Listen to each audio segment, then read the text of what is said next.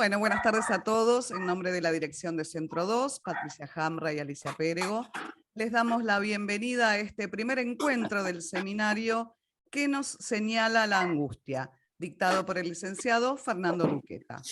Fernando es ex concurrente del Hospital Borda, también de la Fundación CISAM, Institución de Atención de Niños y Adolescentes con Psicosis y Autismo, ex terapeuta de sala, y Cesamende, Centro de Salud Mental de Villa Devoto, donde desarrolló actividades como docente, supervisor y atención de pacientes. Es integrante de Nebrija, grupo de estudios psicoanalíticos. Participó en el libro El manejo de la transferencia, del licenciado Eduardo Urbach, como compilador en el texto Presencia del analista. También en el libro Preguntas sobre la clínica de institución Nebrija, en el texto sobre la posición del analista entre vicisitudes transferenciales, ideales e ideología. Y también en la revista Nudos en Psicoanálisis con el texto Un duelo para el deseo. Es docente y supervisor de Centro 2 y le damos la palabra al licenciado Fernando Luqueta. Bueno, muchísimas gracias, Laura. Bueno, gracias a todos por estar acá, por haberse conectado, por el interés, por este encuentro. Muchas gracias a Patricia Hamra y Alicia Pérego, como siempre dando la posibilidad para estas transmisiones. Así que bueno, a ver, antes quería aclarar algunas cositas para que se pueda entender y seguir la lógica de lo que yo pretendo transmitir. ¿Qué nos señala la angustia? Partimos de la premisa de que algo nos señala, y para esto había pensado, además de apuntalarme en algunas cuestiones clínicas, algunos ejemplos, en algunos textos, tanto de Freud como de Lacan. Ahora después, en el transcurso de la charla, le voy a contar en más detalle qué textos son, pero quería transmitir algo que para mí es importante. Es decir, va a haber mucho basamento en el seminario 10, pero no tengo la pretensión de decir, bueno, Lacan en el seminario 10 de la angustia dice tal cosa. Porque la verdad que si uno lee con detenimiento el seminario de la angustia y del objeto A y de otras cuestiones, dice un montón de cosas durante el seminario. Lo que dice al principio no es lo mismo que dice en el medio, no es lo mismo que dice al final. Entonces, esta estructura, esta lógica va a tener también esta presentación.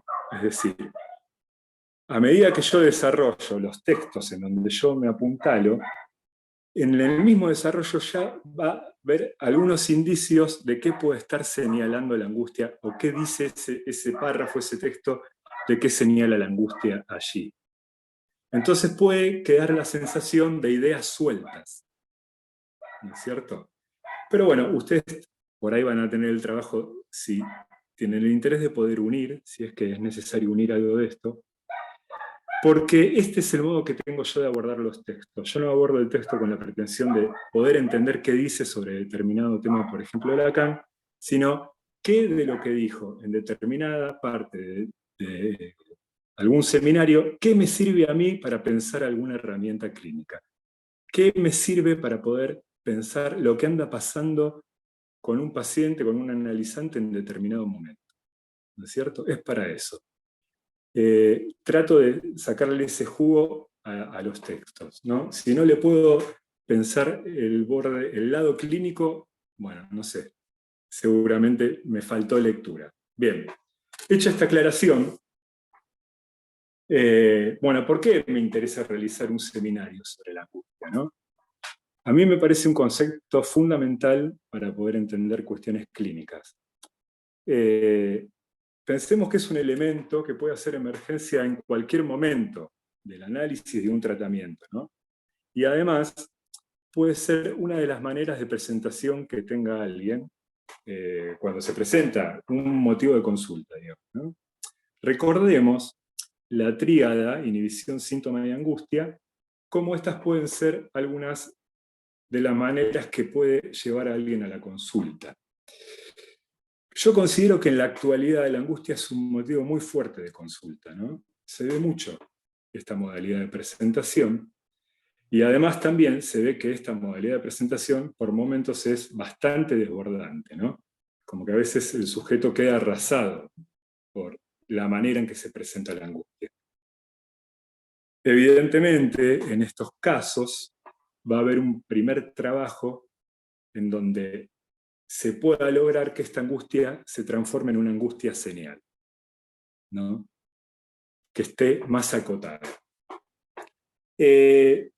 Tanto Freud como Lacan presentan, como decíamos, a la angustia como una señal, y esto me parece sumamente fundamental, porque el pensar en la angustia como señal es entender que la angustia es un recurso del aparato psíquico y un orientador clínico, ¿no? Es decir, si uno puede hacer alguna lectura de la angustia, puede entender por dónde anda un sujeto, ¿no? ¿Qué podría estar señalando esa aparición?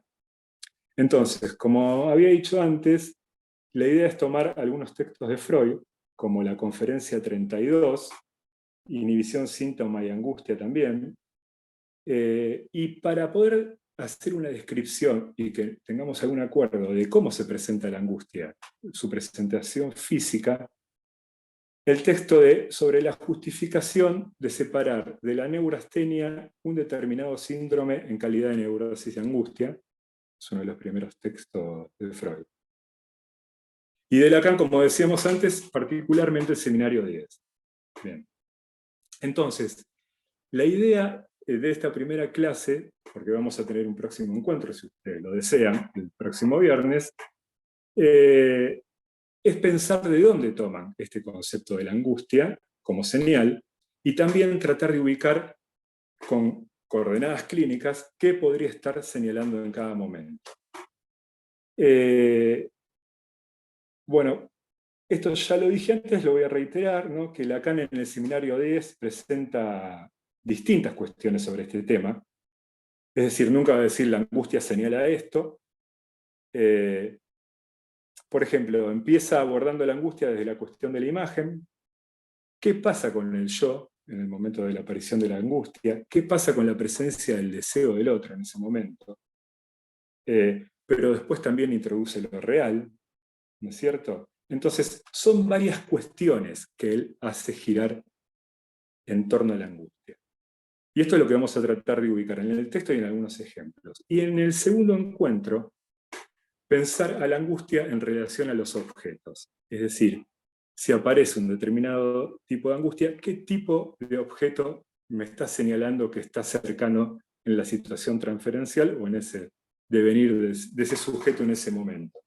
Recordemos para esto que en este seminario Lacan dice que la angustia es la única traducción posible del objeto A. Bien. Como anticipo para la clase que viene, estos objetos sabemos que son la voz, la mirada, las heces y el pecho. Bueno, pero vamos a volver a lo que organizamos para este encuentro. Entonces, perdón, me parece importante resaltar, como decíamos, que tanto Freud como Lacan, dentro de sus marcos teóricos, presentan a la angustia como un concepto. A ver, ¿qué quiero decir con esto? No me parece, por ejemplo, que para Lacan tengan el mismo estatuto, la inhibición, el síntoma y la angustia, que la emoción, la turbación o el impedimento, términos que también presenta en esta primera clase del seminario. Podríamos pensar que estos quedarían del lado de las nociones, ¿no? Noción sería una idea o un conocimiento aproximado o no muy conciso o preciso de algo. Y concepto es un pensamiento o idea abstracto y unitario que puede ser aislado y que tiene peso propio dentro de un marco teórico y conceptual particular. Entonces, no me parece que por nada, si bien la impresión del seminario no la hizo Lacan, si ustedes tienen presente el cuadro, inhibición, síntoma y angustia están en negrita, y los otros no. Y los otros se acomodan en función de estos tres. Bien, eso es para que lo tengamos ahí, presente. Bien, volvamos un poco a Freud. Tomemos el texto mencionado anteriormente, el texto fechado en 1894 y 1895, el de la neurastenia. A mí me gusta la descripción que hace en este texto porque describe la presentación física de la angustia. Seguramente les va a sonar mucho a las presentaciones de lo que es el ataque de pánico de la actualidad, ¿no? Dice así: en el recuento de las manifestaciones de la presencia de la angustia, Freud resalta la siguiente: algunas perturbaciones de la actividad cardíaca momentánea, palpitaciones, arritmia leves, opresión en el pecho, perturbaciones en la respiración, varias formas de disnea nerviosa. Recordemos que la disnea es ahogo o dificultad en la respiración. Oleadas de sudor, temblores y estremecimientos, sensación de vértigo, mareo, etc. Bien, seguramente la que más se presenta es la de la opresión en el pecho. Muchas veces me han dicho que si alguien angustiado se pone, y uno también es angustiado obviamente, se pone la mano en el pecho, puede tener la sensación de que empieza a llorar, ¿cierto? Como algo ahí. Bien. Bueno, me parecía importante hacer esta aclaración. Ahora, habiendo pasado por acá, pensemos, bueno, ¿de dónde toman Freud y Lacan la idea de la angustia señal? Freud, en nuevas conferencias de introducción al psicoanálisis de 1932-1933, conferencia titulada Angustia y vida pulsional, y además ya lo había adelantado en Inhibición, síntoma de angustia de 1925, plantea la angustia como al servicio de la conservación del aparato psíquico y la propone como una señal ante el peligro. Esto para mí es esencial para ayudarme a pensar en el posicionamiento ante un paciente angustiado. Esta idea de recurso del aparato psíquico a nosotros analistas nos plantea un posicionamiento ético, porque esto es un recurso del aparato y algo nos señala. Entonces, no salimos corriendo a eliminarla, no salimos a taponarla, a medicarla. No hacemos una apología de la angustia, pero tampoco, porque no es el objetivo angustiar a alguien, pero algún lugar le tenemos que poder dar. Esto no quiere decir que no podamos hacer una consulta de psiquiatría si alguien está muy angustiado. Una cosa es eso y otra cosa es, ¿no?, sacarse de encima esta angustia. Entonces, pensar qué nos señala en cada momento de su aparición nos puede orientar en la clínica, nos permite pensar en qué momento está el sujeto. Para eso es importante ubicar qué nos señala en cada momento. Entonces, si la conceptualizamos de esta manera, nos vamos a posicionar de un modo diferente con respecto a otras disciplinas.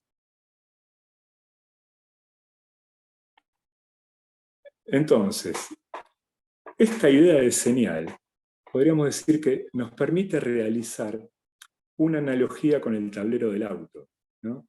Si nosotros venimos manejando y una lucecita del tablero se enciende, paramos, nos bajamos, vemos qué anda pasando, prestamos atención a esa señal, ¿no? Entonces, si bien puede llegar a ser problemática e incómoda para la situación transferencial, nos exige un hacer como analistas, porque la pensamos como un recurso que tiene el sujeto que la está padeciendo. Entonces, agrego, alguien puede querer curarse de un síntoma y de una inhibición, porque son dos cuestiones que pueden desaparecer.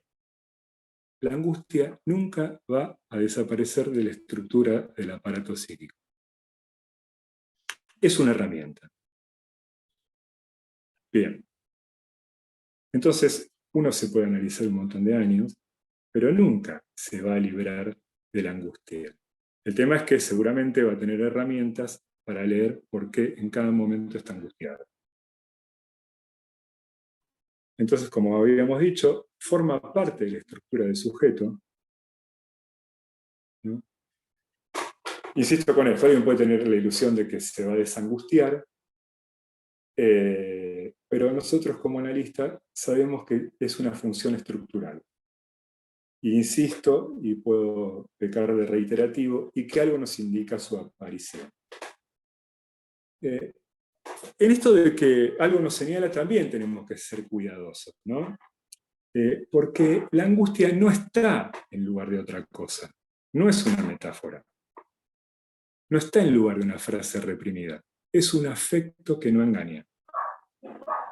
Digo, alguien puede sentirse interrogado por la angustia y plantear la pregunta, bueno, ¿por qué estoy angustiado? ¿Qué es esperable?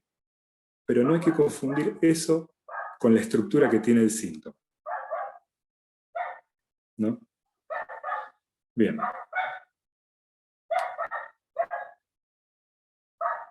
Esto, pensar la angustia de este modo, para mí, interroga fuertemente la posición del analista, ¿no? Porque tiene que ser alojada transferencialmente, no ser rechazada del dispositivo, ¿no?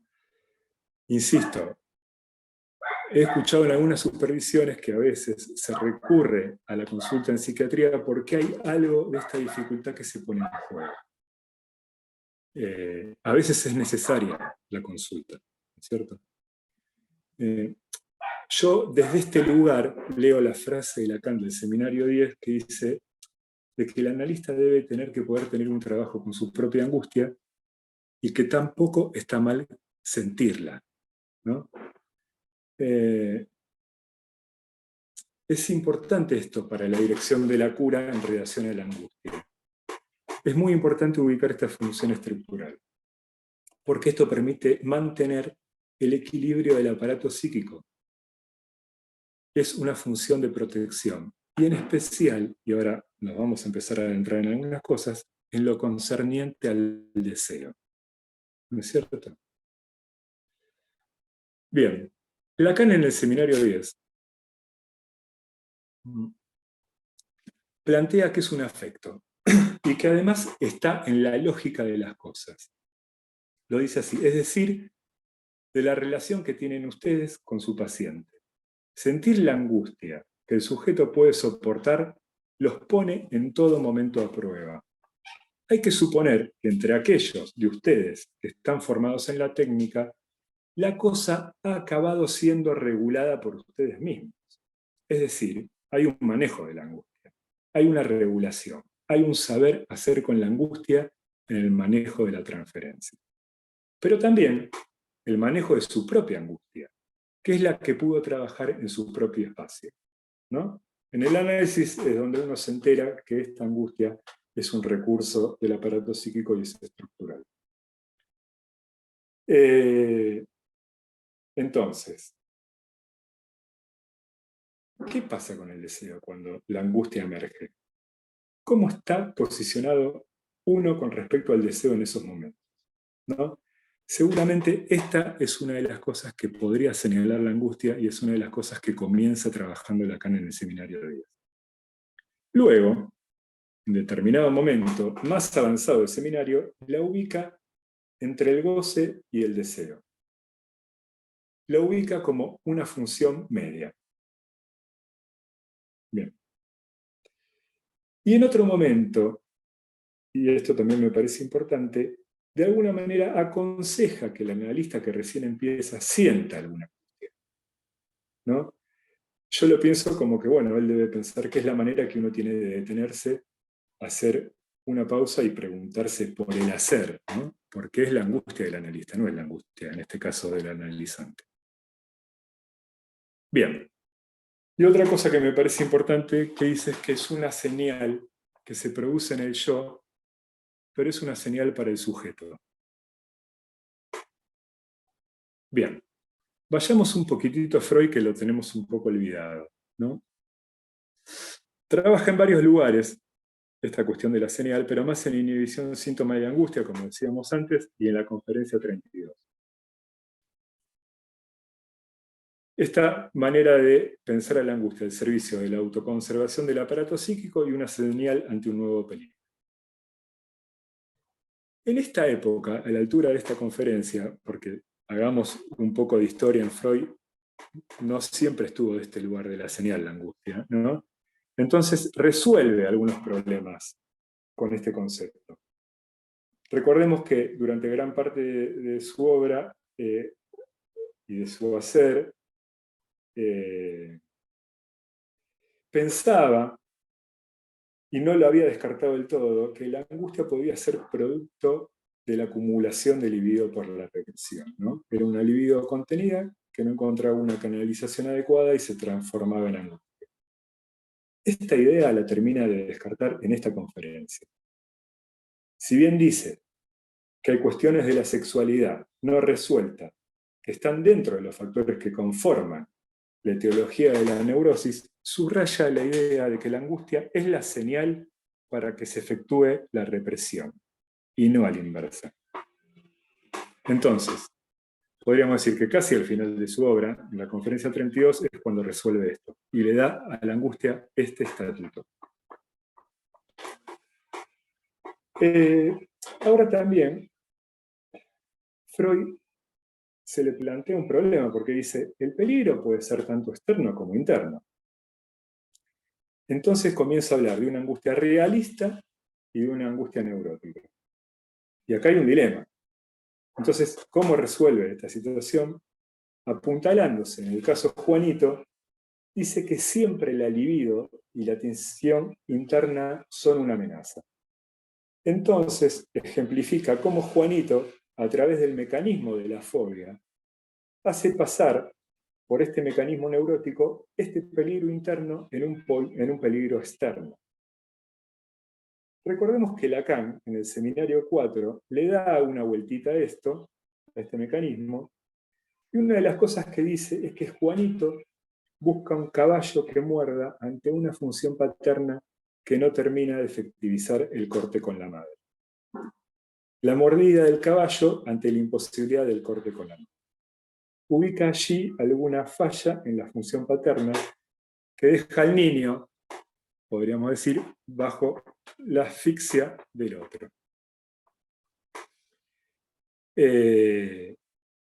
Momento por ahí interesante también para pensar cuando algo de esto se pone en juego en la clínica, cómo está posicionado un sujeto con respecto a su deseo y qué pasa con el deseo del otro. Que el deseo del otro es estructural, no es que tengo poco o mucho deseo del otro. Nadie nació siendo deseado por uno mismo. ¿No es cierto? Bien. En la primera parte del seminario, Lacan hace hincapié, es decir, va a ubicar la relación entre la angustia y este deseo del otro, ¿no?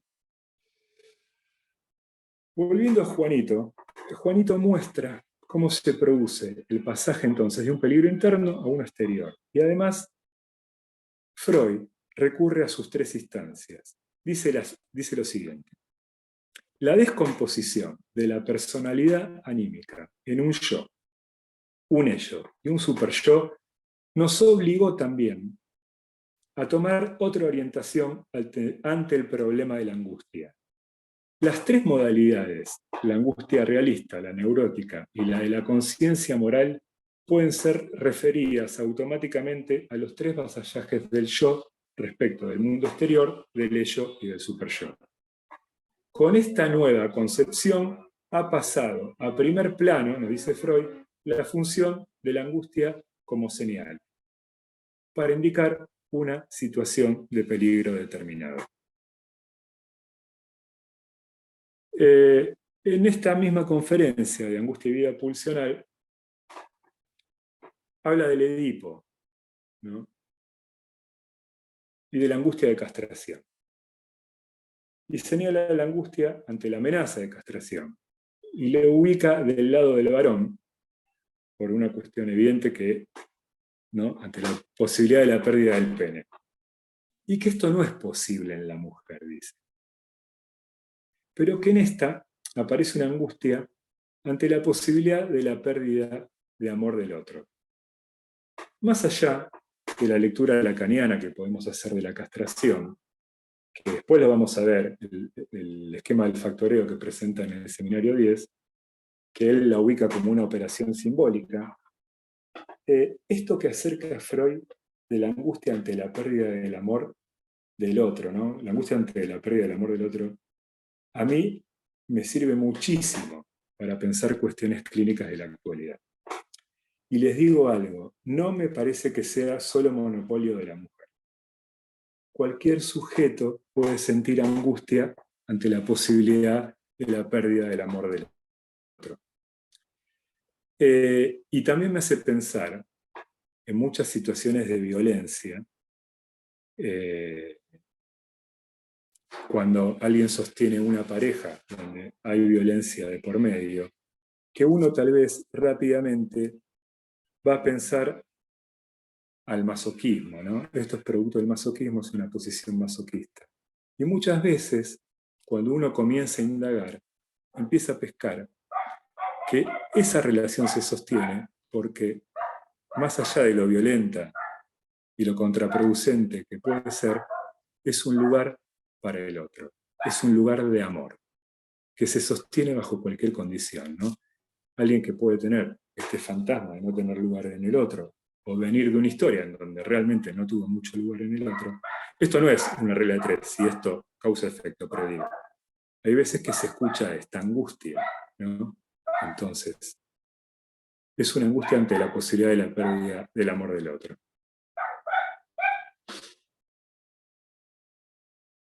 Bien. Entonces, vemos cómo esta afirmación freudiana de la aparición de angustia ante determinadas situaciones y ante estas instancias,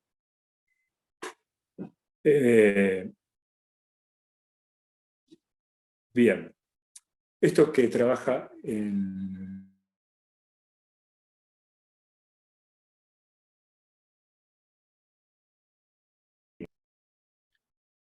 la angustia ante la exigencia del superyo también se puede observar muy fácilmente en la clínica.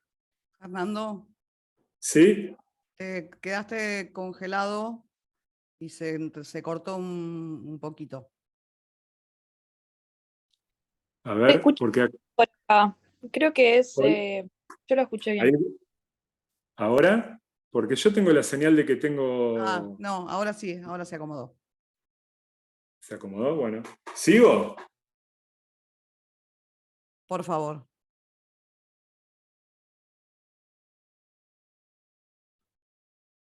¿Seré yo? ¿Me escuchaste? ¿Me escuchás?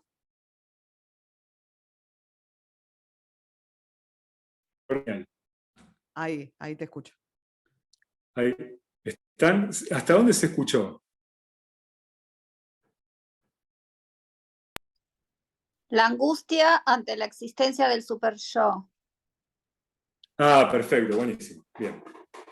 Ante la exigencia del superyo, ¿no? Es algo que yo en mi clínica lo observo bastante, ¿no? Alguien que está muy tomado por las voces superyoicas. ¿Cómo puede surgir la angustia ante la sensación de no estar a la altura de esas exigencias? ¿No? Bien. Porque además esto conlleva un problema, que cuando uno le responde al superyo con la idea de que esa exigencia se va a tranquilizar, lo único que consigue es engordarla, ¿no? La única manera de salirse de la trampa del superyo es desoírla. Acá hay un adelanto de lo que vamos a trabajar en la próxima clase, porque acá hay una fuerte relación con el objeto 2.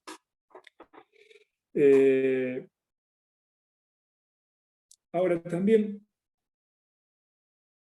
y esto me parece bastante clínico también, la importancia de cuando los ideales caen bajo la órbita de este superyo, ¿no? Porque uno puede tener ideales que le permitan avanzar, que sean un motor. Uno quiere ser, no sé, buen psicoanalista, estudia, se forma, se analiza, da conferencias, qué sé yo. Ahora, cuando esta cuestión cae del lado de la exigencia, de que las cosas tienen que ser sí o sí y de determinada manera, eso que podía ser un motor se puede transformar en un obstáculo, ¿no? Cuando el ideal cae del lado del superyo. Acá también puede surgir la angustia. Es una angustia de no estar a la altura. En términos freudianos, angustia ante la conciencia moral. Por acá hay algo interesante. Porque en el mismo tiempo que aparece la angustia por no estar a la altura, aparece el freno en simultáneo a esa exigencia. Porque la angustia es lo que permite empezar a interrogar esta relación, en este caso con el superyo, ¿no? Miren, una paciente, ¿no? De mucho tiempo, quería usar la plata que tenía ahorrada para ver qué hacía con el trabajo, porque ella se quería tomar esto de, que se dice un año sabático. Quería usar esa plata para no trabajar y ver qué onda, digamos, ¿no? Con esto, qué trabajaba, si hacía un viaje. Y contaba con el dinero y no tenía un apremio económico, pero se empieza a angustiar. Se empieza a angustiar y empieza a decir que ella siempre trabajó, que no está acostumbrada a parar, que viene de una familia en donde la cultura del trabajo era muy importante, ¿no? Ahora, fíjense, comienza con esta pregunta, después el discurso empieza a virar para el lado de tengo que, tendría que, ¿no? Y ahí se empieza a angustiar. Entonces, bueno, cuando empieza a pescar esto, porque era alguien que ya venía trabajando hace un tiempo, puede reorientar para el lado del deseo, ¿no? Y ahí se empieza a desangustiar, digamos. Entonces, es interesante cómo esta angustia puede marcar la opresión del superyo, pero la posibilidad de que se empiece a desarmar.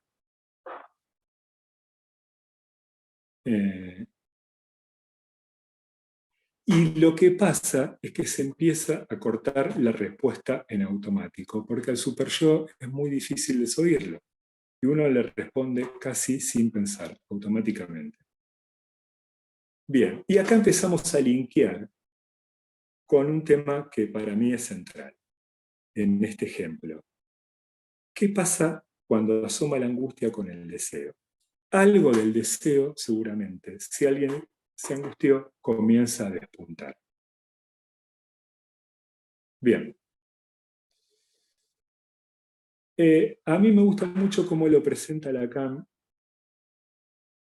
en la primera clase del seminario 10. Dice así: ver en qué puntos privilegiados emerge la angustia nos permitirá modelar una verdadera orografía de la angustia, lo cual nos conduciría directamente a un punto destacado que no es sino el de las relaciones término a término, que constituye la tentativa estructural, más que condensada, que es el grafo, y he querido que sea para ustedes la guía de nuestro discurso. Entonces, los puntos de emergencia de la angustia los presenta como privilegiados y que nos permiten orientarnos armando un mapa. Ver qué pasa con estos elementos que están en el grafo, es decir, ver qué pasa con el sostenimiento del deseo por medio del fantasma, ver qué pasa con el yo, por ejemplo. ¿No es cierto?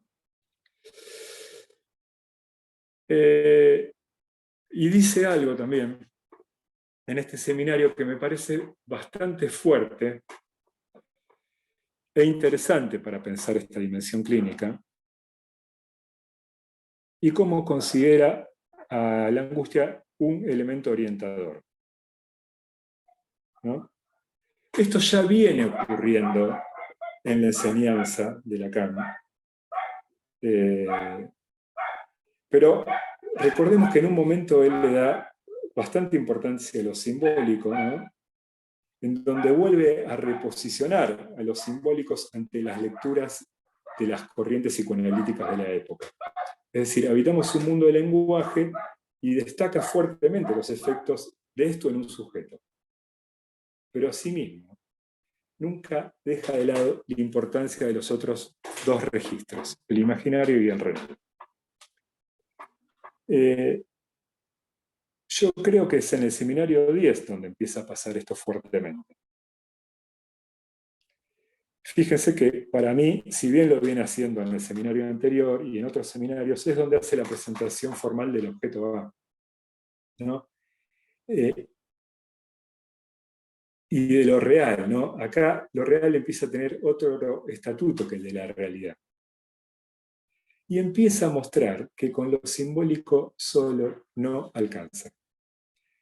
No olvidemos que al final de su obra arma los nudos y le da la misma importancia a los tres registros y los anuda. Ahora, miren lo que dice a la altura de este seminario. Dice esto, en relación a esto que estamos hablando. Como quienes siguen los movimientos de afinidad o de adversión de mi discurso, se dejan atrapar a menudo por las apariencias. Sin duda creen que estoy menos interesado en los afectos que en cualquier otra cosa. Es absurdo. El afecto tiene una estrecha relación de estructura con lo que es un sujeto. Lo que sí dije del afecto es que no está reprimido. Lo que está reprimido son los significantes que lo amarran. Vemos que lo reprimido es el significante, pero los afectos también tienen importancia para su consideración. Y él presenta la angustia como un afecto. Bien. Bien. Con respecto al yo, como en el lugar donde ubica que se produce la angustia, Lacan hace una apreciación muy interesante en este seminario, porque dice que la señal se produce en el yo, pero es para el sujeto. Podríamos pensar que el sujeto es lo que está entre los significantes, pero también lo podemos pensar por la negativa. No es el yo, no es una identidad, no es un ser, no es una imagen. Ahora, toda esta temática la empieza a desarrollar en el seminario anterior, en el 9. Y yo le quería traer una cita, ¿no? Porque miren cómo lo adelanta él en ese seminario. Dice así. No tengo la página, lamentablemente. Ábranse a este pensamiento, que si Freud nos ha dicho que la angustia es una señal que pasa a nivel del yo, es preciso, a pesar de todo, saber que es una señal. ¿Para quién? No para el yo, puesto que es en el nivel del yo en que se produce. Y eso también, he lamentado mucho que en nuestro último encuentro esta simple observación nadie haya pensado en hacerlo.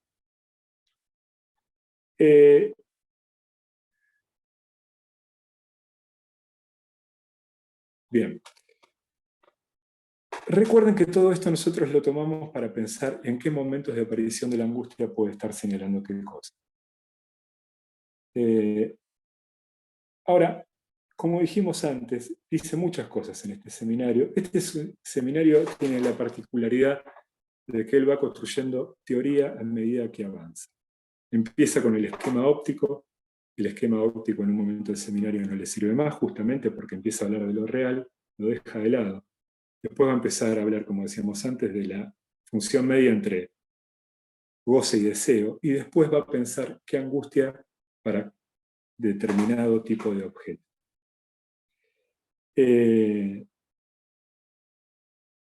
Recuerden esto también. La letra A, la pequeña A, la minúscula, en los primeros seminarios queda más del lado de lo imaginario. En el esquema lambda la usa para pensar la relación con el semejante. En el 4 es donde empieza a presentar a esta letra como por ahí la representación simbólica del objeto perdido.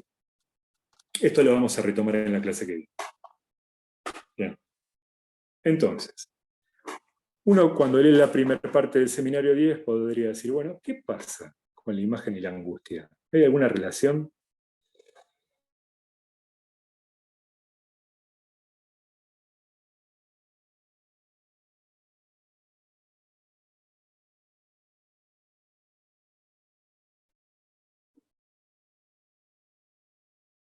Levanten la mano a ver si están, porque se me congelaron todos. Sí, se cortó unos milisegundos. Ay. ¿Ahora escuchan? Ahora, yo por lo menos perfecto. Los demás están todos congelados. No sé. Sí, yo escucho, se escucha. Sí, sí, se Bueno, escucha. sigo entonces. Perfecto, Sí. sigo. Recuerden que para esta relación entre la imagen, el deseo del otro y la angustia, se apuntala en el ejemplo de la mantis religiosa, pero que ya está en el seminario 9. Ahora, la introducción que hace en el seminario 9 para presentar este ejemplo es el siguiente. Dice así. Es eso y ninguna otra cosa lo que quiere decir mi introducción del símbolo. Es algo destinado a sugerirles que X, el producto de mi deseo por el deseo del otro, eso no da ni puede dar más que una falta. El producto de un deseo por el otro no puede ser más que esta falta. Esto quiere decir que no puede haber ningún acuerdo, ningún contrato en el plano del deseo. De lo que se trata, en esta identificación del deseo del hombre al deseo del otro, es lo siguiente, que les mostraré en un juego manifiesto, haciendo jugar para ustedes a las marionetas del fantasma, en tanto que ellas son el soporte, el único soporte posible de lo que puede ser, en el sentido propio, una realización del deseo. Como el fantasma le pegan a un niño es pegado. Ustedes verdaderamente tienen que vérselas con deseos reales. El deseo existe, está constituido, se pasea a través del mundo y ejerce sus estragos ante de toda tentativa de vuestras imaginaciones, eróticas o no, para realizarlo. E incluso no está excluido que ustedes lo encuentren como tal al deseo del otro real, tal como lo he definido recién. Es en ese punto que nace la angustia. La angustia es sencillo, dice a esta altura algo fuerte, es la sensación del deseo del otro. ¿Están ahí? Me puse a leer y sigo con la imagen Sí, congelada. sí, sí. No, pues, Bueno, todo. perfecto. Para demostrárselos, voy a recurrir, nos dice, a un pequeño apólogo, que no es quizá el mejor. Esto es el seminario 9. La verdad es que lo he fabricado esta mañana diciéndome que era preciso que yo trate de hacerme comprender. Ahora voy a tratar de hacerme comprender en el lugar correcto y evitarles cometer error. Supónganme en un recinto cerrado, solo, con una mantis religiosa de 3 metros de altura. Es la porción correcta para que yo tenga la talla del macho. Además, estoy revestido con una piel, con la talla de dicho macho, que mide 1,75 m, más o menos la mía. Me miro mi imagen así disfrazada en el ojo faceteado de dicha mantis religiosa. ¿Acaso eso es la angustia? Esto está muy cerca de ser la misma. Podríamos decir que es un inicio, ¿no? Sin embargo, al decirle que es la sensación del deseo del otro, esta definición se manifiesta como la que ella es, a saber, puramente introductoria. Entonces, esto es para introducir cómo puede empezar el inicio de la angustia. Es preciso, evidentemente, referirlos a ustedes a mi estructura del sujeto, es decir, conocer todo el discurso antecedente para comprender que si es el otro, con mayúscula, otro, que es del que se trata, no puedo contentarme con ir más adelante, para no presentar en el asunto más que esta pequeña imagen de mí. Moi. Como mantis macho, en el ojo facetado del otro. Se trata, hablando con propiedad, de la aprehensión pura del deseo del otro como tal, si justamente desconozco mis insignias, a saber, que yo, moi, estoy disfrazado con la piel del macho. no sé lo que soy como objeto para el otro. Bueno, para el que sabe, la mantis religiosa es un insecto que la hembra, luego de copular, se morfa al macho. O se lo devora, para decirlo más prolijo. Cuando en la primera clase del seminario 10 retoma este ejemplo, agrega, recordándolo, ¿no? Como yo mismo no sabía qué máscara llevaba, pueden imaginarse fácilmente que tenía alguna razón para no estar tranquilo, debido a que por algún azar aquella máscara fuera impropia, induciendo en mi partener algún error sobre mi identidad. La cosa quedaba acentuada por lo siguiente, que añadí que yo no veía mi propia imagen en el espejo enigmático del globo ocular del insecto. ¿Qué quieres? ¿Qué me quieres? ¿Qué quiere? En lo concerniente a este lugar del yo. Ante la posibilidad de que falte esta imagen, como respuesta comienza la angustia. Entonces, en el seminario 9 plantea la angustia como la sensación del deseo del otro, y en el 10 lo retoma y presenta, además, la conjunción o la relación que hay ante la pregunta del qué me quiere, en tanto yo e imagen, y la aparición de la angustia. Entonces hace hincapié en el punto de angustia, aparece y es ante la posibilidad de que algo, esta respuesta al otro, de este lugar de reconocimiento, para el sujeto se desarme, se desestabilice, que algo de esa imagen como respuesta ante el deseo del otro falle. Ojo con esto, ¿no? Porque después de cierta experiencia clínica uno podría decir, bueno, ¿está mal que un sujeto sienta que fue algo para un otro? ¿Que fue parar a un lugar para el deseo de alguien? Bueno, evidentemente no. Bien. Ahora, con respecto a que una imagen puede desarmarse como respuesta, como lugar de reconocimiento, a mí me hace pensar en varios ejemplos, pero me vino uno cuando preparaba la clase. Un hombre consulta, ¿no? Un hombre casado, con hijos, muy angustiado. El motivo de consulta es que tenía fantasías homosexuales. Y además de tener estas fantasías, tenía alguna inquietud sobre el tema de la homosexualidad. Le gustaba, estaba ahí viendo un compañero de trabajo. Este compañero algo le había insinuado.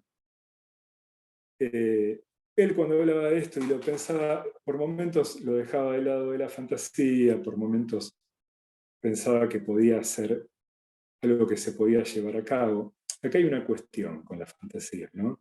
Que a veces un sujeto se puede culpabilizar mucho. Que alguien hable de una fantasía no quiere decir que la tenga que realizar.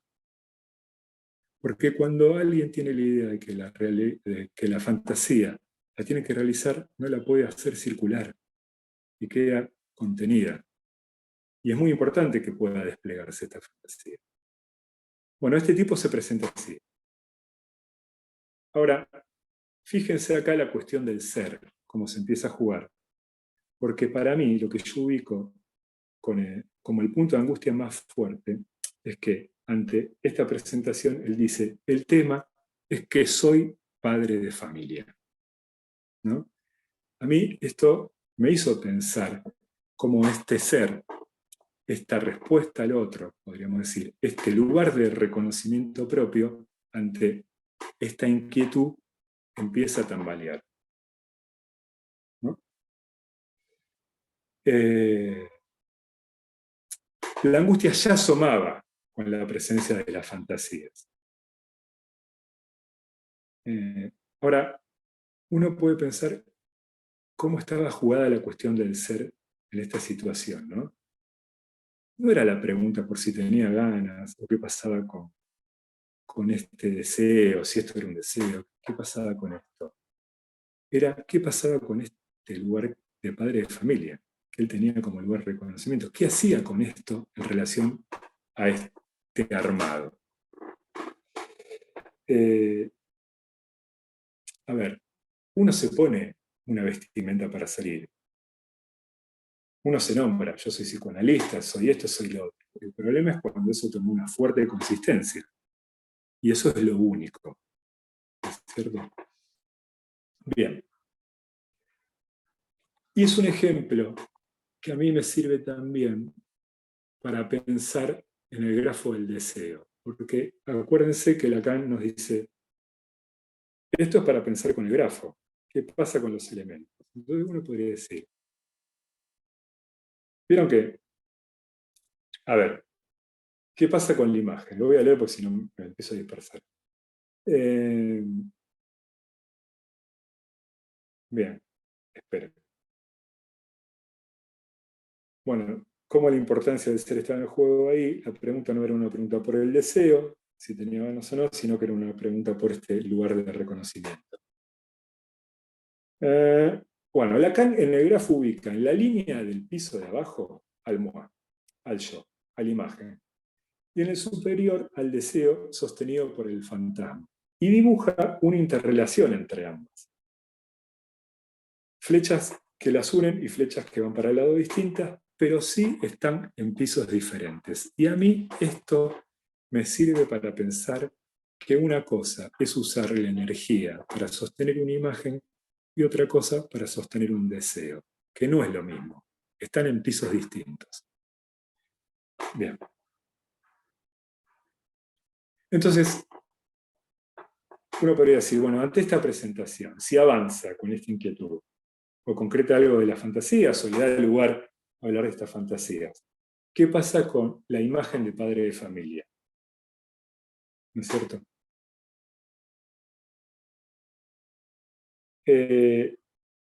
Esta primer clase del seminario 10, pero hablamos de bastantes cosas, pero en la parte final del seminario 10, Lacan la concluye con una afirmación. Él está hablando del deseo y hace un contrapunto con la psicología. Afirma que él no desarrolla ninguna psicología, y parte de la palabra. No es un discurso sobre esa realidad irreal que se llama la psique, sino que su desarrollo es sobre una praxis que merece el nombre de erotología. Se trata del deseo. Y afirma que para que esto sea posible, escuchen esto porque a mí me parece fundamental, es sobre el filo de la angustia donde debemos mantenernos. Yo lo pienso, el filo de la angustia, como un borde en donde uno se tiene que mantener y como un filo que puede permitir un corte. Bien. Entonces, voy a retomar otra vez la idea de angustia señal, no una señal engañosa. La angustia es lo que no engaña, también dice en este seminario. Es un afecto que no engaña y está cargado de certeza. A tal punto la define de esta manera, que antes de trabajar la escena de la joven homosexual, una de las cosas que dice del pasaje al acto, en esta primera instancia del seminario, es que el acto trata de arrancar a la angustia su certeza. Es la posibilidad de desprenderse de la certeza que tiene la angustia. Certeza que es contraria a la modalidad engañosa que tiene el significante. Sabemos que uno dice casa y se tiene que preguntar, ¿casa de casar o casa de hogar? Por ejemplo. Un fallido también, ¿qué quise decir? Está lo engañoso. La angustia está cargada de una certeza que no engaña. Y esta es la manera que tiene en este seminario de empezar a presentar a lo real. Acá sí pude anotar la página. Perdón. En la página 174 dice, tratemos de seguir el paso a paso de la estructura y de señalar dónde pretendemos situar el rasgo de señal en el que Freud se detuvo por ser el más adecuado para indicarnos a nosotros analistas el uso que podemos hacer de la función de la angustia. Otra vez la insistencia de la angustia como señal y del uso. Retomo las palabras de él. podemos decir que este etwas hace referencia a este ante algo que presenta Freud. Angustia ante algo, señal del peligro. Este etwas ante el cual la angustia opera como señal es del orden de lo irreductible de lo real. Fue en este sentido que osé formular ante ustedes que la angustia de todas las señales es la que no engaña.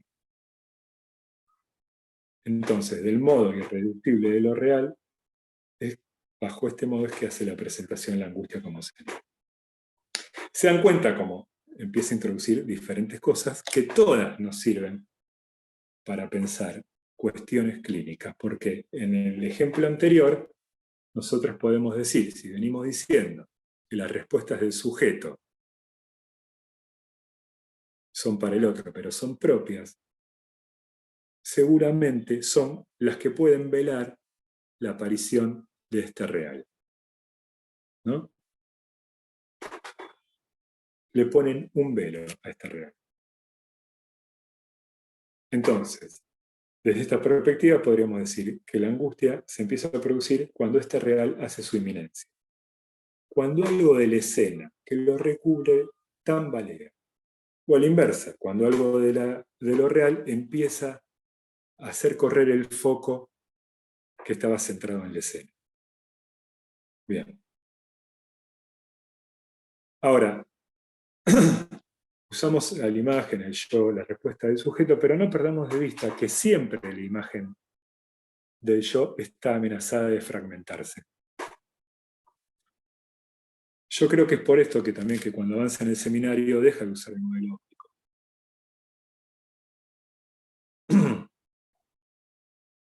Y a mediados del seminario empieza a hablar de la relación de la angustia.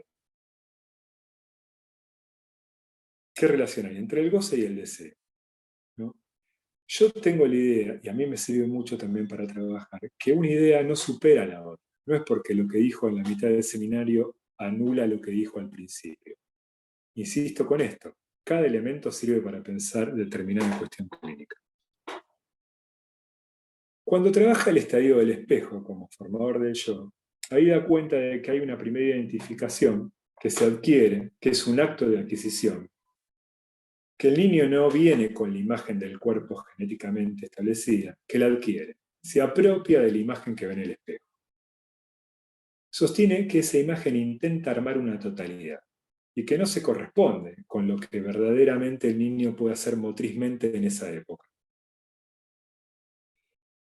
También afirma que queda un resto que no entra en la identificación. Esto podría asimilarse al resto libidinal del que habla Freud en Introducción del Narcisismo, un resto libidinal que no entra en la imagen. Es decir, adquiere una imagen unificadora y una superficie que es contradictoria con ese sentimiento de fragmentación, que además es el que anima la adquisición de esa imagen como totalidad. Entonces, no hay una correlación directa, pero esto mismo es también lo que ubica la posibilidad de adquirir esa imagen. Entonces, en este seminario también es desde este borde que él piensa la angustia. Hay algo que es un real, que rompe con la idea del todo. Es un real que queda por fuera, tanto de la imagen como también del significante. Ahora, nosotros pensamos que la desestabilización de estas respuestas genera angustia, pero también podemos pensar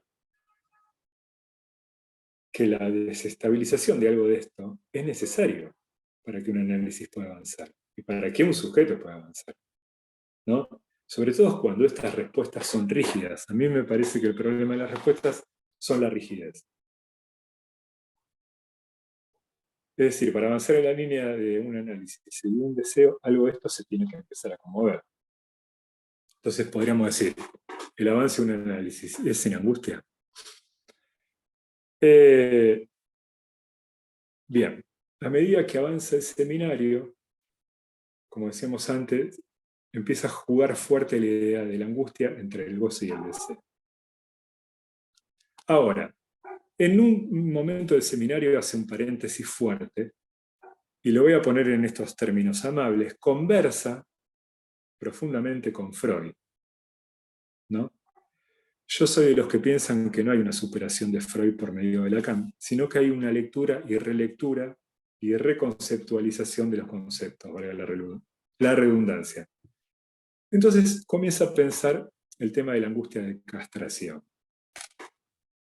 Y reflexiona sobre la relación entre el pene y el falo.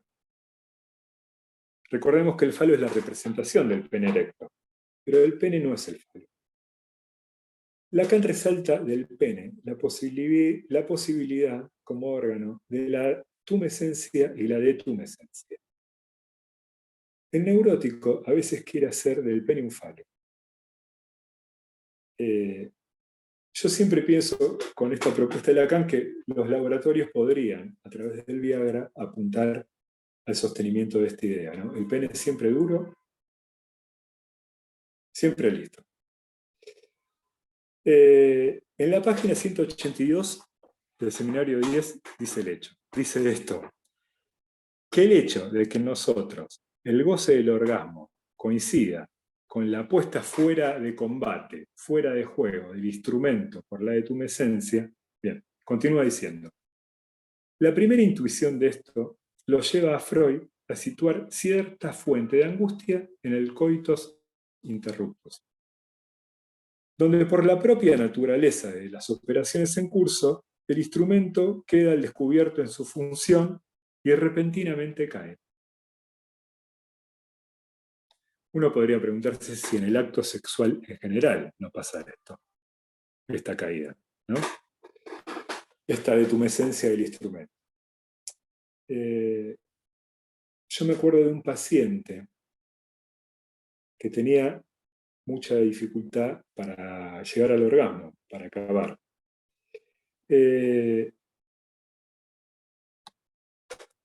Era un paciente que estaba muy pendiente de lo que le pasaba con el miembro en el momento del acto sexual.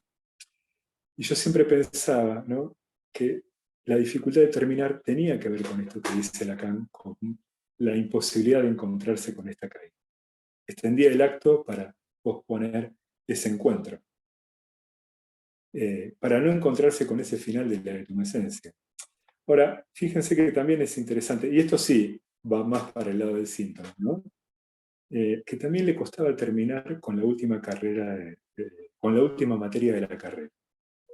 Es decir, le costaba poder atravesar el punto de angustia que puede dar cuenta a cualquier final, ¿no?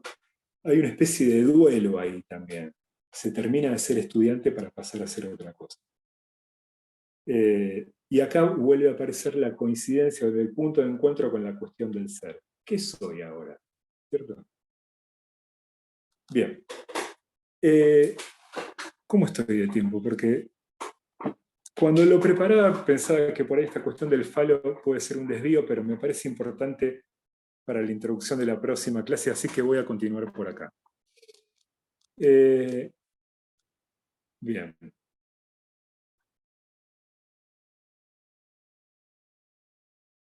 Miren, para ejemplificar esto, ¿no?, de la importancia o la complicación de hacer del pene un falo. Había un paciente que estaba muy contento porque iba a salir con una mujer que le gustaba mucho, hablaba de cómo la iba a abordar y qué sé yo, y en el primer encuentro sexual estuvo tan pendiente de su rendimiento, de su miembro, que ni se notició de la mujer, ¿no? Entonces, claro, yo me quedaba sorprendido escuchándolo. Esto trae un montón de cuestiones, porque eso, cuando nosotros decimos no hay relación sexual, decimos esto, el pene no tiene nada que ver. Digamos, no es que relación sexual, pene duro, pene falo todo el tiempo. Bueno, el neurótico cree que sí hay relación sexual, que se trata de esto, muchas veces, ¿no? Sobre todo en los obsesivos. Voy a avanzar un poco más por la cuestión del tiempo. Ahora, ¿qué vuelta le da Lacan a esto, ¿no? Que esto lo toma, porque fíjense cómo él lo presenta como cuestiones clínicas a tener en cuenta.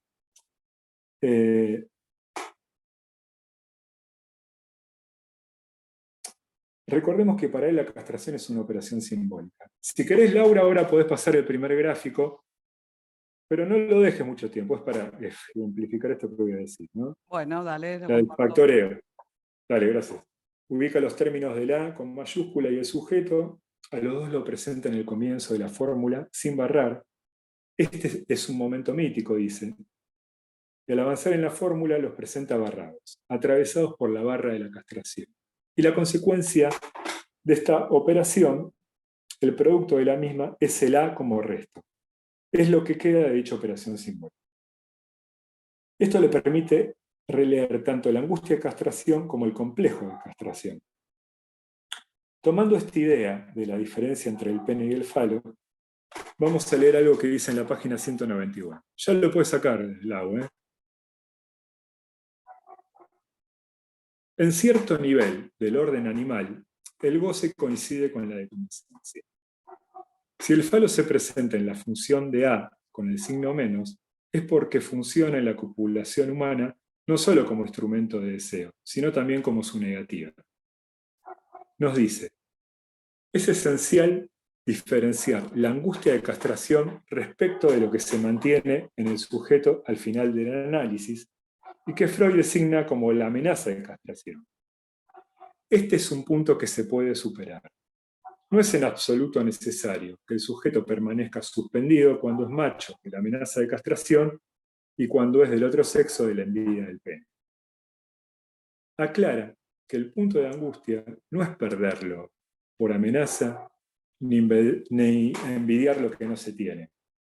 Esto le permite decir que la mujer no le envidia nada al hombre.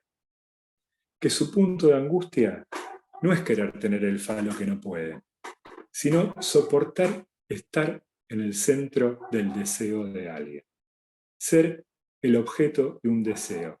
Eso lo ubica Lacan como el punto de angustia en la mujer. En el hombre también lo ubica como el punto de angustia, estar en el centro del deseo de alguien. Es muy lindo como dice estas cuestiones del objeto y el deseo en la página 196. Sea como sea,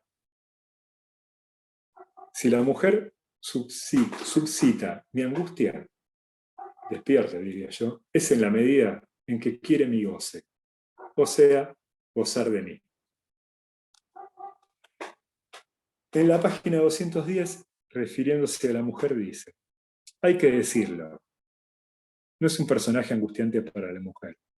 Cuando sucede que una mujer siente que es verdaderamente el objeto en el centro de un deseo, pues bien, créanme, de esto es de lo que en verdad huye. Bueno, voy a saltear un poco porque estoy viendo el tiempo, quiero que ustedes puedan hacer alguna pregunta.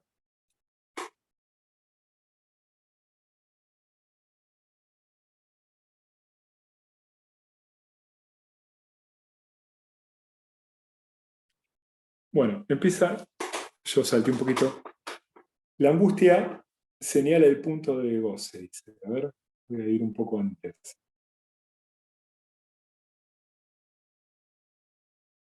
Bueno, la angustia, si bien sabemos que no desaparece como herramienta del aparato, se puede atravesar. Es decir, un sujeto que atraviesa en un determinado momento la angustia no vive inserto en esta. Esto es lo que creen algunos sujetos que huyen permanentemente de la angustia. Así también de la tristeza. Estas son situaciones que se pueden atravesar y producen un reposicionamiento en el sujeto, este atravesamiento. Entonces, podríamos decir, la angustia, retomando cosas que dijimos antes, señala el punto de goce, el lugar de atrapamiento en el otro, el lugar donde el sujeto se encuentra atrapado y hacia dónde se quiere dirigir. Si algo del deseo no despunta, es difícil que aparezca la angustia.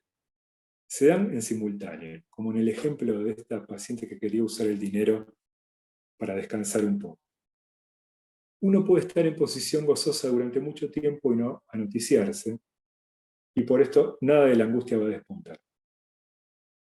Entonces, la angustia emerge si algo del deseo despunta y muestra al mismo tiempo el lugar en donde el sujeto está atrapado en ese goce. En la página 193 del seminario nos dice: este término nos servirá para explorar mejor los momentos de corte en que puede esperarse la angustia.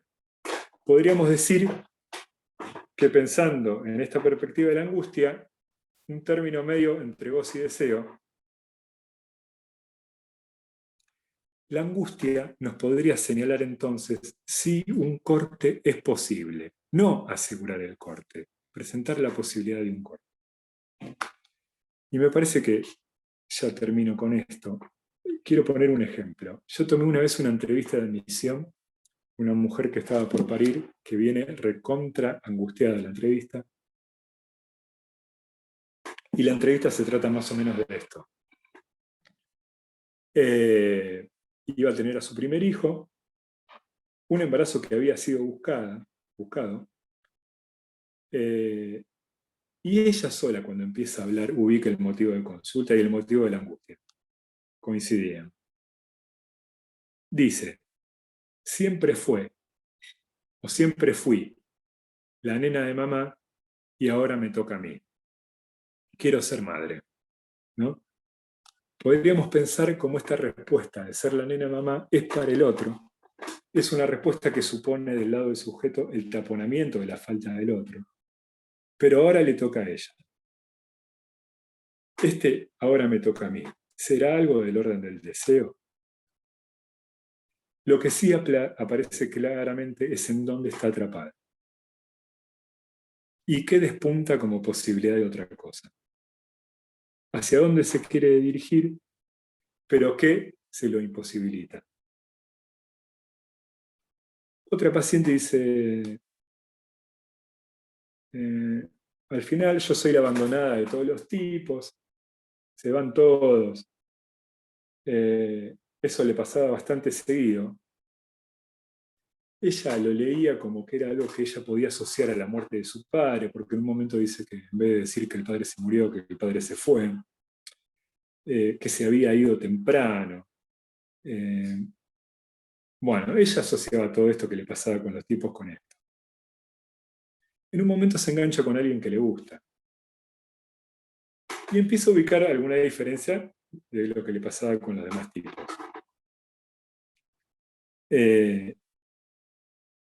Ahora, este tipo con el que empieza a engancharse la tenía bastante presente, la tenía en consideración, la llamaba seguido, todo de lo que se quejaba de los anteriores.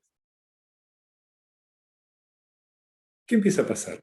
Se empieza a percibir que entra en una inercia de armar peleas por cualquier huevada. Toda cosa que el otro decía era motivo de conflicto, ¿no? Y en simultáneo con estas peleas comienza a angustiarse, ¿no? Empieza a decir que con este tipo por estas cosas no estaría dispuesta a convivir. Ella empieza a generar algo de esto, pero ahí mismo se comienza a angustiar, ¿no? Entonces también acá se puede ver claro cómo muestra el lugar de atrapamiento de lo que le pasaba siempre y cómo empieza a pasar otra cosa. Entonces, me parece que esto también nos sirve para pensar esta idea de Lacan, de que la angustia es en el yo, pero no es para esa instancia, ¿no? Es para el sujeto.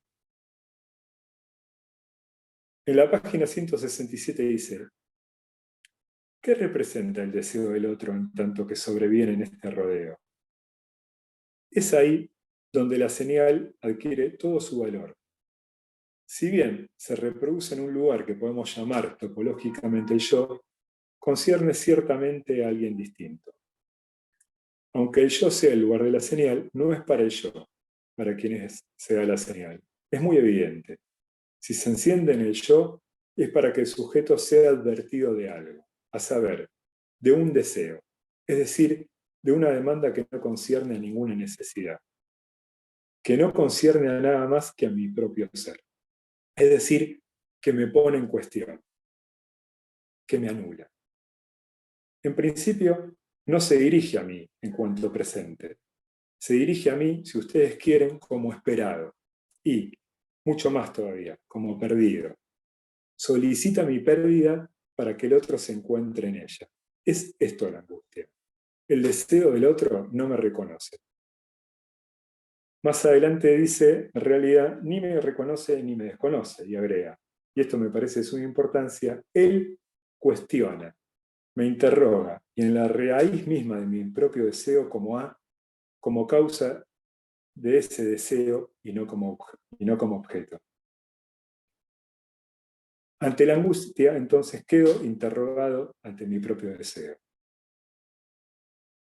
Entonces, cuando decimos que señala que un deseo despunta y que también señala el lugar de goce en donde uno está atrapado, podemos concluir que señala la posibilidad de un corte con ese lugar de goce, un corte con eso es posible. Seguramente esto queda del lado de una apuesta, ¿no? Bueno, este es el recorte que yo quise traer, que a mí me parece que siempre me sirve de pensar cuestiones que tienen que ver con la aparición de la angustia y las cuestiones clínicas. Para mí, este recorte es muy orientador para mi clínica y lo quería compartir con ustedes. Bueno, podemos abrir en el tiempo que queda el espacio de preguntas. Podemos comenzar, si les parece, el encuentro que viene con preguntas antes de entrar a la cuestión del objeto y la angustia.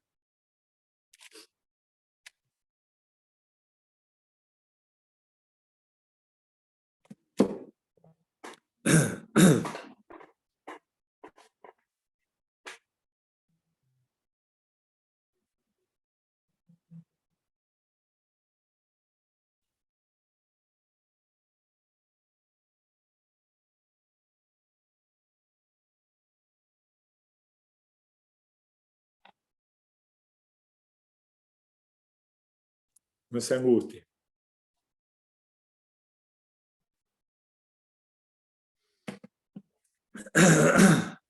Pueden preguntar.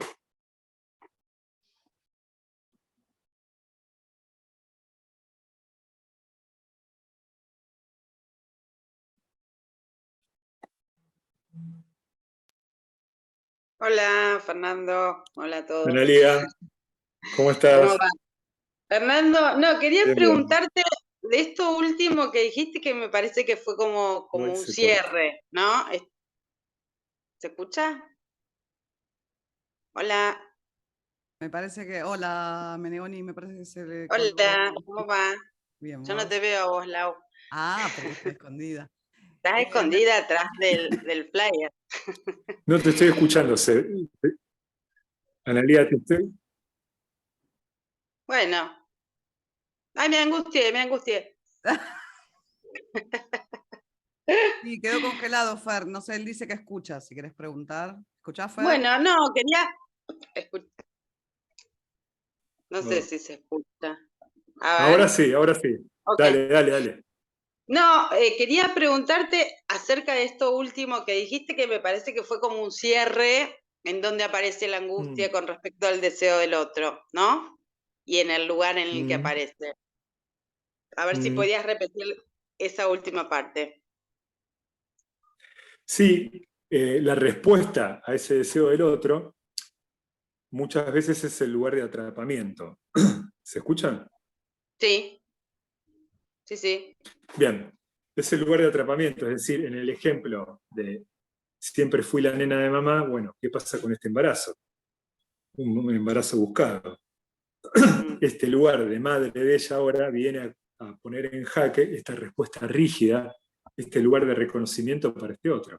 Siempre fui el ser, el yo, la nena de mamá. Embarazo, buscado, angustia. Bueno, en esto último, la angustia que podría señalar, ¿estará la posibilidad de cortar con esa respuesta para el otro? De ubicarse siempre como la nena de mamá, de leerse siempre como la nena de mamá y actuar en consecuencia. Digo, ¿Se porque podría el pensar, embarazo... Fernando, Sí. se podría pensar que la angustia surge en el momento de la posibilidad de cumplimiento de ese deseo al que está referido la angustia o no? También. ¿Sí? Sí, es una posibilidad. Algo de la respuesta tambalea en primera instancia. Mm, ¿Sí? ujú, Que la respuesta tambalea no quiere decir que alguien va a avanzar en la línea del deseo. Es posible. mm, Que alguien ujú, avance en la línea del deseo no quiere decir que nunca más tenga un quilombo con algo, quiero ujú, decir. Pero hay una respuesta que funcionaba hasta ese momento y armaba la escena del mundo, la realidad, como dice Lacan en este seminario, que se viene a tambalear. mm, Seguramente si ese deseo se puede llevar adelante, bueno, algo de esa angustia seguramente se atravesó. Hay veces que algo se lleva adelante y no queda del lado del acto, y vienen los problemas después, ¿no? ujú. Pero la angustia En este señala caso, eso. digo, en este caso de esta paciente tuya que quedó embarazada y demás, digo, el deseo de dejar de ser hija, ¿no? Para ser madre, y ante la posibilidad de que se cumpla de Sí, ser madre, deja de ser no fue una hija. paciente. Sí, Ah, sí, sí. Que no deja ¿no? de ser hija. No, no deja de Bueno, ser deja de hija. ocupar como Nadie un deja de lugar ser en hijo. el Deja de otro, ser la claro, nena de mamá. exacto, deja de ocupar ese lugar en el Deja otro. de ser la nena de mamá. La Ujú, nena de mamá es dista de ser hija. Todos somos hijos, podemos ser padres. Eso no cambia. ujú, Una cosa es ser hijo y otra cosa es ser la nena de mamá. Eso es lo que se ujú, puso en cuestión. La nena ujú, de mamá. Siempre fui la nena de mamá. Uno es padre y sigue siendo hijo, digo. ujú, Pero seguramente la nena de mamá armaba toda una carga de reconocimiento y le armaba un mundo de accionar que seguramente no era su propio deseo. Acá algo de su propio deseo que podría ser este embarazo despunta y pone en cuestión la nena de mamá. buenísimo. Gracias, Fernando. Yo puedo preguntar algo. ¿Se podría transformar, por ejemplo, una Gracias por la angustia? pregunta. A ver si me escucho.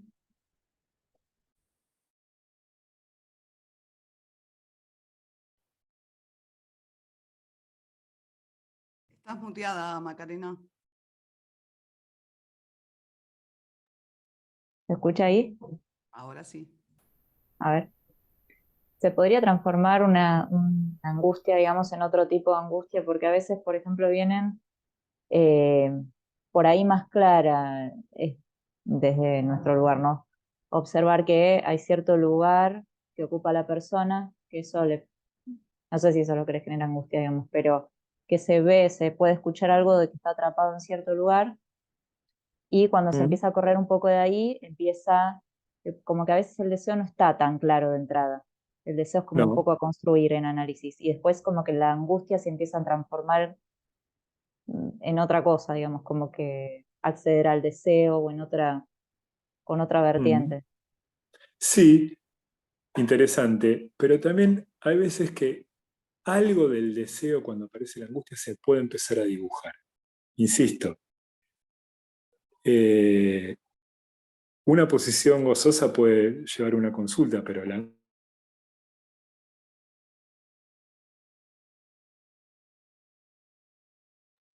Se corta. Genera suspenso. Sí, se le cortó pues se fue imagen, todo, que había quedado pixelado y Con... Sí, ahí ahí está. está, ahí volvió. Y a mí también se Arrancaste me con la corta igual. intriga de la respuesta, Fer. No te escuché, Lau. Que No, quedamos no todos se con la escucha. intriga de tu respuesta porque justo se cortó cuando empezaste a hablar. Ah, bueno, no, a ver, decía que coincido en algo de lo que decís, pero cuando aparece la angustia y se empieza a conmover la respuesta ya dada, también algo de lo que despunta el deseo se puede empezar a dibujar. No está fácil, no es de fácil lectura, pero se puede empezar a pescar en dónde está, porque la angustia la genera eso. Algo del deseo ahí empieza, concuerdo que es una construcción del análisis y no es de un día para el otro, pero digo, alguito de eso tiene que haber empezado a asomar para que la angustia se genere.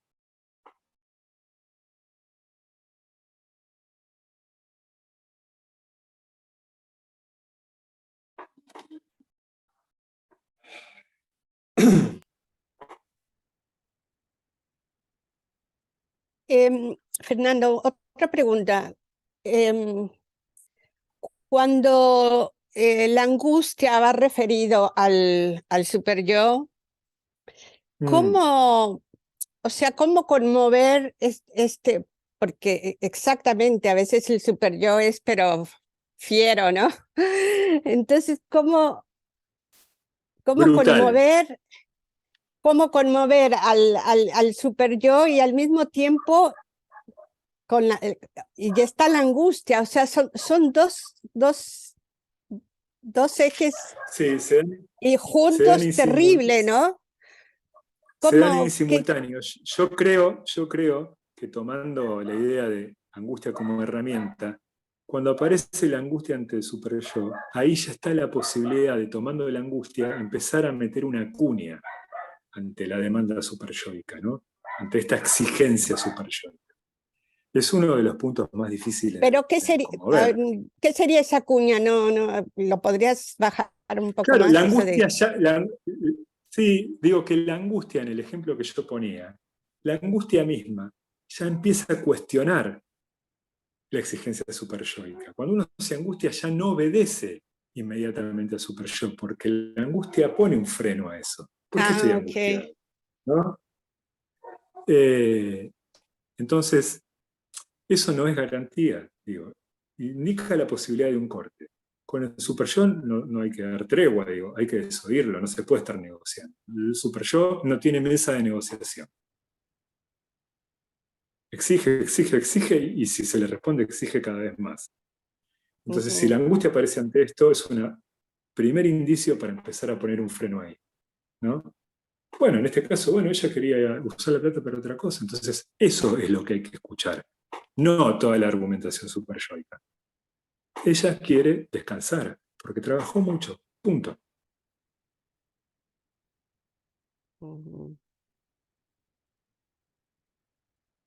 Los otros son los argumentos donde el superyo se monta. No, pero hay que, no, pero... ¿Y cómo? Y un año sin hacer nada, no, pero bueno, es la voz del superyo.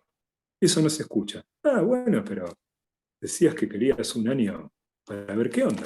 Bueno, ¿qué se queda escuchando?